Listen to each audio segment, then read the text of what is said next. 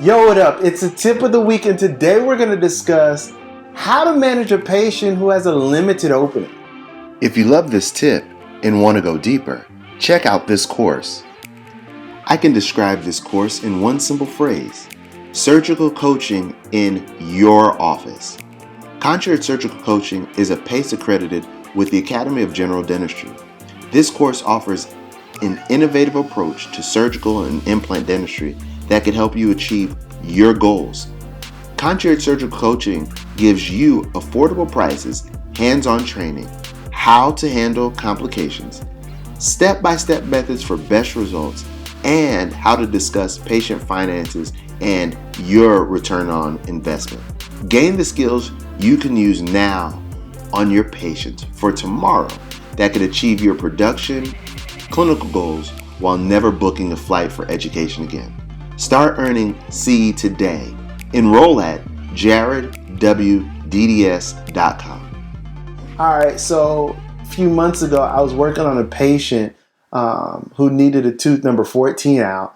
Patient was a Caucasian male, 65 years old, overweight, and he needed his teeth to be taken out. He had some kidney and liver function challenges that I went over with the medical history with this physician, got a consult and all those good things. But he had tooth number 14 to get out. And he had maybe 2 finger breaths that he could open wide with.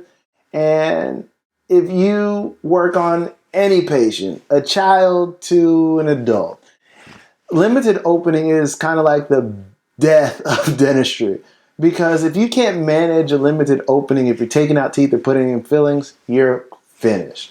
So I decided to just go ahead and create this video because I knew somebody out in this world would need this video. So I created it just for you. All right, so let's get to it.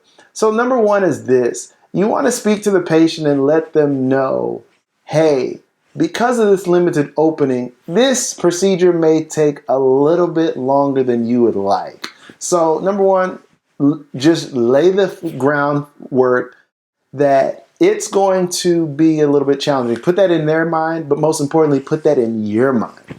Number two, get your bite block and have the patient open it. You may need to back off the adult bite blocks and move to either the medium or even pediatric size bite blocks and place it in the patient's mouth. Once you do that, go back to tip number one and get your patients. All right, you're gonna need it. All right, so for me, when I treat my patients, I put them in the prone position. That's basically when they're laying flat and their head is up and I'm looking down upon them.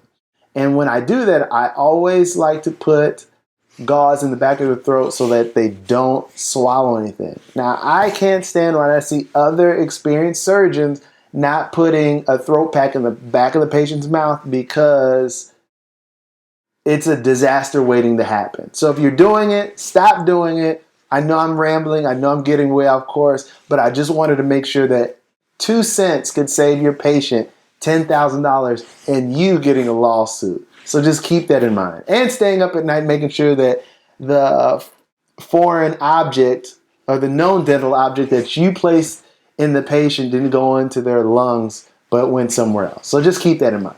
All right. So number 3 is this, and I know you're going to hate it, but you might as well get prepared for this. Ergonomics. I know that you hate that word, but you have to get back to that.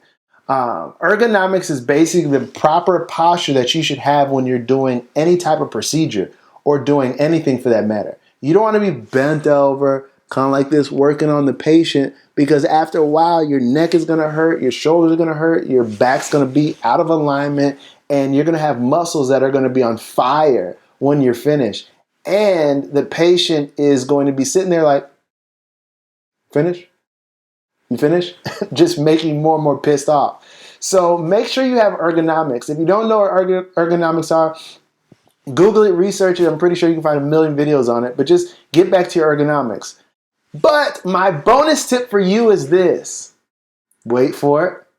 Wait for it. Indirect vision. Now, I know if you guys could punch me in the mouth right now, you would literally do that. But indirect vision is something that we all learned in dental school, but we all hated because it was something that was very challenging. Now, some people use these small mirrors to put their makeup and do their hair, so they're good with direct vision. Some people cut their hair by themselves and they're good with indirect vision. But if you didn't fall in those categories, you're screwed. Yeah, you're screwed. So just keep that in mind. And so what you're going to have to do is practice using that mirror, looking into the mirror to look at your object, and not direct vision, which is looking at your object. Because the patient I was working on, they're like this. And I was getting extremely frustrated. Now, this is after like 10,000 surgeries. So just keep that in mind. But even myself, I still can get frustrated. So just keep that in mind. And so when I was working on the patient, this patient's tooth was softer than the bone, which means the tooth kept on breaking and the bone was just remaining.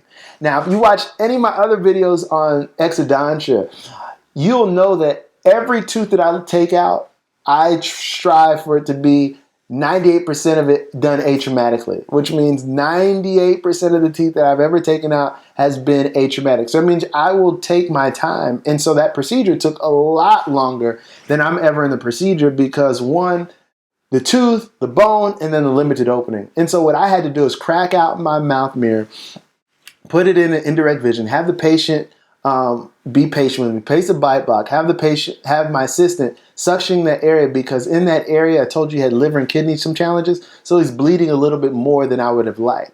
So if you can't see directly, you gotta go indirectly because that's how you get it done.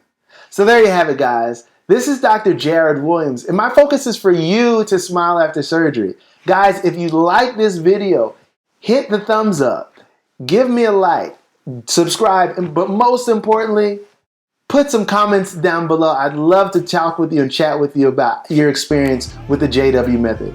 Once again, my focus is for you to smile after surgery. Make it a great one.